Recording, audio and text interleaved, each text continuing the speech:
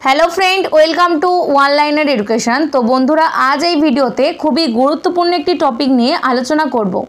তো 2025 ভারতের প্রথম সম্পর্কিত সমস্ত প্রশ্ন নিয়ে আলোচনা করব, যেটা আগামী সমস্ত পরীক্ষার জন্য খুবই গুরুত্বপূর্ণ হতে চলেছে।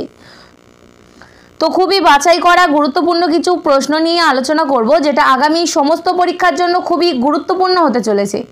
তো বন্ধুরা তার আগে যারা এখনও আমাদের চ্যানেলটিকে সাবস্ক্রাইব করনি অবশ্যই গিয়ে সাবস্ক্রাইব করে নাও টপিক ওয়াইজ কারেন্ট অ্যাফেয়ার্সের জন্য। তাহলে চলো শুরু করে দিই। আজকের প্রথম প্রশ্ন দেখো, 2025 সালে কোন রাজ্যের গোমতীনগর রেলওয়ে স্টেশনকে প্রথম বেসরকারি রেলওয়ে স্টেশন এর মর্যাদা দেওয়া হয়েছে? সঠিক উত্তর অপশান এ উত্তরপ্রদেশ। তো গোমতীনগর রেলওয়ে স্টেশন যেটা উত্তরপ্রদেশ রাজ্যে অবস্থিত। তো উত্তরপ্রদেশের লগ্নতে গোমতীনগর রেলওয়ে স্টেশনকে তার প্রথম বেসরকারিভাবে পরিচালিত রেলওয়ে স্টেশন এর মর্যাদা দেওয়া হয়েছে। তো বন্ধুরা এখানে বেসরকারিভাবে পরিচালিত যে বিষয়গুলোর জন্য মর্যাদা দেওয়া হয়েছে সেগুলো দেখো। তো প্রথম পয়েন্ট পরিষ্কার পরিচ্ছন্নতা এবং রক্ষণাবেক্ষণ করা। দ্বিতীয় পয়েন্ট দেখো স্টেশন প্রাঙ্গণের ভেতরে নিরাপত্তা ব্যবস্থা। তৃতীয় পার্কিং সুবিধা এবং চতুর্থ পয়েন্ট অন্যান্য যাত্রী বান্ধব পরিষেবা। তো এই বিষয়গুলির জন্য উত্তরপ্রদেশ রাজ্যের গোমতীনগর রেলওয়ে স্টেশনকে প্রথম বেসরকারি রেলওয়ে স্টেশন এর মর্যাদা দেওয়া হয়েছে। পরবর্তী দেখো, আন্তর্জাতিক মহাকাশ স্টেশন ISS পরিদর্শনকারী প্রথম ভারতীয় মহাকাশচারী কে হলেন? সঠিক উত্তর অপশান বি শুভাংশু শুক্লা, যিনি আন্তর্জাতিক মহাকাশ স্টেশন পরিদর্শনকারী প্রথম ভারতীয় মহাকাশচারী হয়েছেন। তো বন্ধুরা শুভাংশু শুক্লা AX4 অর্থাৎ অ্যাক্সমি মিশন 4 নামক মহাকাশ অভিযানে মিশনটির পাইলট হিসাবে অংশ নিয়েছিলেন। তো তিনি অর্থাৎ শুভাংশু শুক্লা যিনি 41 বছর পর মহাকাশে ভ্রমণকারী দ্বিতীয় ভারতীয় এবং প্রথম ভারতীয় হিসাবে যিনি আন্তর্জাতিক মহাকাশ স্টেশনে পা রেখেছেন কে? শুভাংশু শুক্লা। তো বন্ধুরা এর আগে অর্থাৎ 1984 সালে রাকেশ শর্মা যিনি প্রথম ভারতীয় মহাকাশচারী হিসাবে মহাকাশে গিয়েছিলেন। তো বন্ধুরা শুভাংশু শুক্লা যিনি একজন ভারতীয় বিমান বাহিনীর পাইলট। পরবর্তী দেখো, প্রজাপতি সংরক্ষণের জন্য নিবেদিত ভারতের প্রথম প্রজাপতি অভয়ারণ্য কোন রাজ্যে রয়েছে? সঠিক উত্তর অপশান বি কেরালা। তো ভারতের প্রথম প্রজাপতি অভয়ারণ্য হিসাবে ঘোষিত আরালম বন্যপ্রাণী অভয়ারণ্য, যেটা কেরালা রাজ্যে অবস্থিত। তো বন্ধুরা এখন এই অভয়ারণ্যটি আরালম প্রজাপতি অভয়ারণ্য নামে পরিচিত হবে। পরবর্তী দেখো, জুন 2025-এ কোন রাজ্য সরকার ভারতের প্রথম যোগা নীতি বাস্তবায়ন করেছে? সঠিক উত্তর অপশান বি উত্তরাখণ্ড রাজ্য সরকার। তো ভারতের প্রথম যোগা নীতি যেটা বাস্তবায়ন করেছে উত্তরাখণ্ড রাজ্য সরকার দ্বারা। তো বন্ধুরা প্রতি বছর আন্তর্জাতিক যোগা দিবস যেটা 21শে জুন পালন করা হয়। তো 2025-এ 21শে জুন উত্তরাখণ্ডের মুখ্যমন্ত্রী পুষ্কর সিং ধামি যোগা নীতি যেটা ঘোষণা করেছেন। তো বন্ধুরা এরপর উত্তরাখণ্ড ভারতের প্রথম রাজ্য হিসাবে যোগা নীতি এটা বাস্তবায়ন করেছে।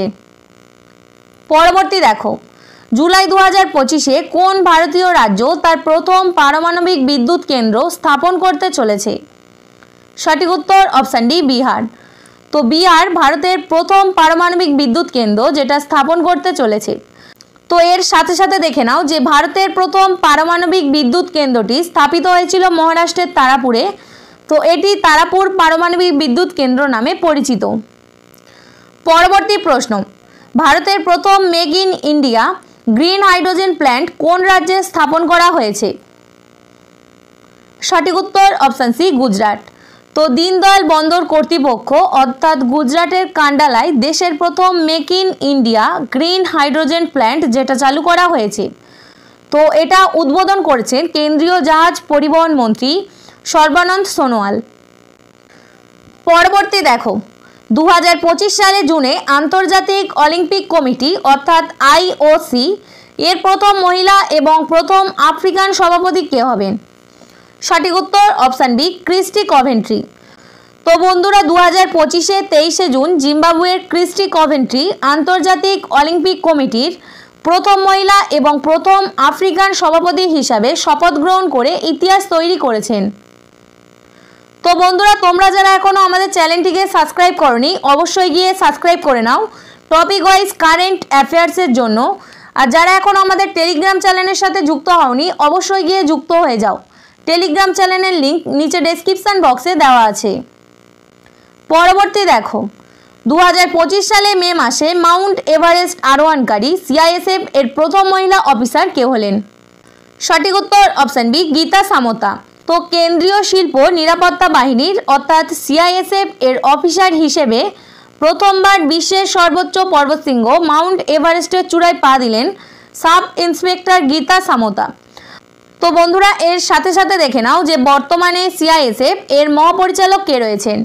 তো বর্তমানে সিআইএসএফ এর মহাপরিচালক রয়েছেন শ্রী রাজবিন্দর সিং ভাট্টি। তো বন্ধুরা, অবশ্যই তোমরা কমেন্ট করে জানাবে যে বর্তমানে বিএসএফ এর মহাপরিচালক কে রয়েছেন।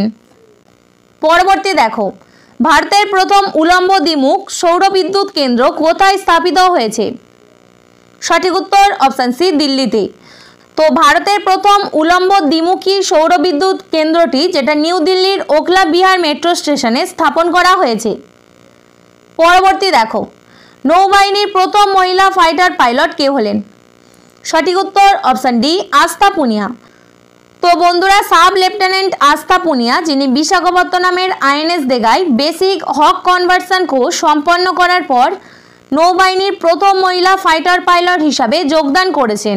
পরবর্তী দেখো, ভারতের কোন শহরে সেপ্টেম্বর 2025-এর মধ্যে প্রথম ইন্টিগ্রেটেড ওয়েস্ট ম্যানেজমেন্ট সিটি কাম লার্নিং সেন্টার স্থাপন হতে চলেছে? সঠিক উত্তর অপশন এ, গোরখপুর। তো বন্ধুরা, উত্তরপ্রদেশের গোরখপুরে এটা স্থাপন হতে চলেছে। তো ভারতের প্রথম ইন্টিগ্রেটেড ওয়েস্ট ম্যানেজমেন্ট সিটি কাম লার্নিং সেন্টারটি যেটা উত্তরপ্রদেশের গোরখপুর শহরে সেপ্টেম্বর 2025-এর মধ্যে স্থাপন হতে চলেছে। পরবর্তী প্রশ্ন, প্রথম কোন আফ্রিকান দেশ ভারতের ইউপিআই সিস্টেম গ্রহণ করেছে? সঠিক উত্তর অপশন বি, নামিবিয়া। তো বন্ধুরা, নামিবিয়া ভারতের ইউপিআই সিস্টেম বাস্তবায়নে প্রথম আফ্রিকান দেশ হবে। আচ্ছা, এর সাথে সাথে দেখে নাও যে সম্প্রতি নামিবিয়ার সর্বোচ্চ বেসামরিক সম্মান order of the most ancient Welwitschia Mirabilis যেটা প্রধানমন্ত্রী নরেন্দ্র মোদীকে প্রদান করা হয়েছে। পরবর্তী দেখো, ভারতের প্রথম কিউআর ভিত্তিক ডিজিটাল হাউস অ্যাড্রেস সিস্টেম কোথায় চালু হয়েছে? তো বন্ধুরা, খুবই বাছাই করা গুরুত্বপূর্ণ কিছু প্রশ্ন নিয়ে আলোচনা করছি, তাই অবশ্যই তোমরা ভিডিওটা শেষ পর্যন্ত দেখো। সঠিক উত্তর অপশন সি, ইন্দোরে। তো ভারতের প্রথম কিউআর ভিত্তিক ডিজিটাল হাউস অ্যাড্রেস যেটা মধ্যপ্রদেশের ইন্দোরে চালু হয়েছে। তো এটি ইন্দোর মিউনিসিপ্যাল কর্পোরেশন দ্বারা চালু করা হয়েছে। তো বন্ধুরা, এই প্লেটগুলিতে একটি করে কিউআর কোড থাকবে যেটা স্ক্যান করলে বাড়ির ঠিকানা এবং বাড়ির অবস্থান জানা যাবে। পরবর্তী দেখো, ভারতের কোন রাজ্য দশম শ্রেণীর সকল শিক্ষার্থীদের জন্য রোবোটিক শিক্ষা বাধ্যতামূলক করেছে? সঠিক উত্তর অপশন ডি, কেরালা। তো কেরালা ভারতের প্রথম রাজ্য যেটা দশম শ্রেণীর সকল শিক্ষার্থীদের জন্য রোবোটিক শিক্ষা যেটা বাধ্যতামূলক করেছে। পরবর্তী দেখো, কোন দেশ প্রথম তালেবান সরকারকে আনুষ্ঠানিকভাবে স্বীকৃতি দিয়েছে? সঠিক উত্তর অপশন সি, রাশিয়া। তো আফগানিস্তানের তালেবান সরকারকে স্বীকৃতি দেওয়া প্রথম দেশ হলো রাশিয়া। অবশ্যই তোমরা মনে রাখবে। পরবর্তী দেখো, ভারতের প্রথম পূর্ণ শিক্ষিত রাজ্য কোনটি? সঠিক উত্তর অপশন এ, মিজোরাম। তো বন্ধুরা, মিজোরাম ভারতের প্রথম পূর্ণ শিক্ষিত রাজ্য হিসাবে ঘোষিত হয়েছে।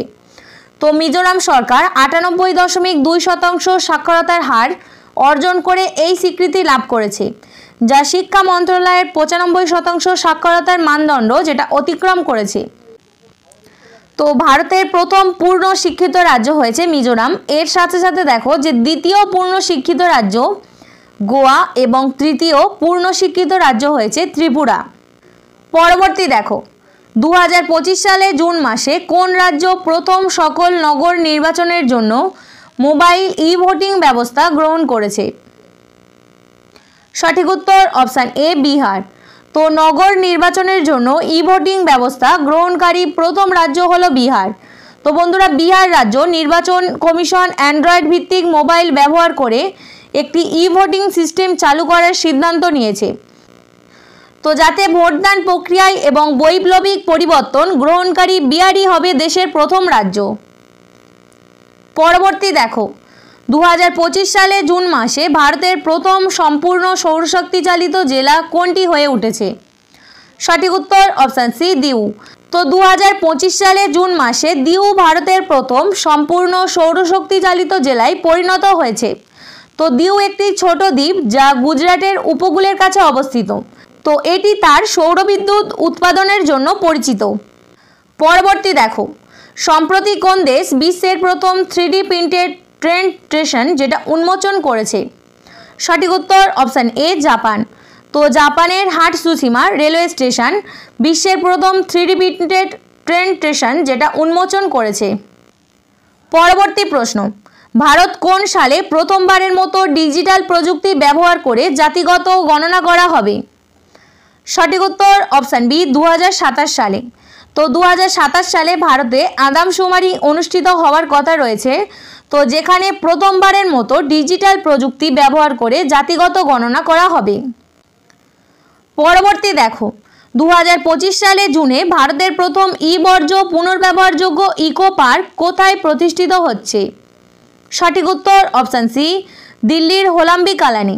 তো ভারতের প্রথম বর্জ্য পুনর্ব্যবহারযোগ্য ইকো পার্কটি যেটা উত্তর দিল্লির হোলাম্বি কালানে প্রতিষ্ঠিত হচ্ছে। পরবর্তী দেখো, কোন এক্সপ্রেসওয়ে ভারতের প্রথমবারের মতো কৃত্রিম বুদ্ধিমত্তা পরিচালিত ট্রাফিক ম্যানেজমেন্ট সিস্টেম দিয়ে সজ্জিত করা হয়েছে? সঠিক উত্তর অপশান ডি, দ্বারকা এক্সপ্রেসওয়ে।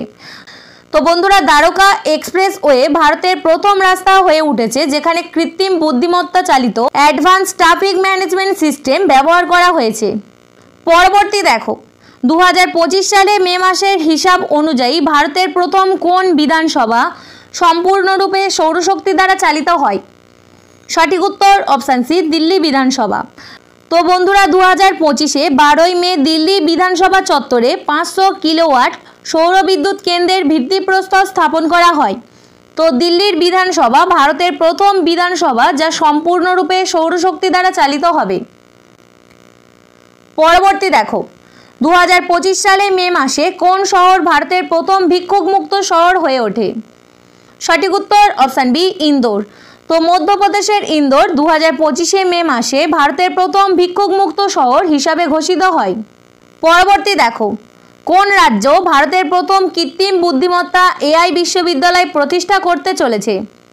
সঠিক উত্তর অপশান বি, মহারাষ্ট্র।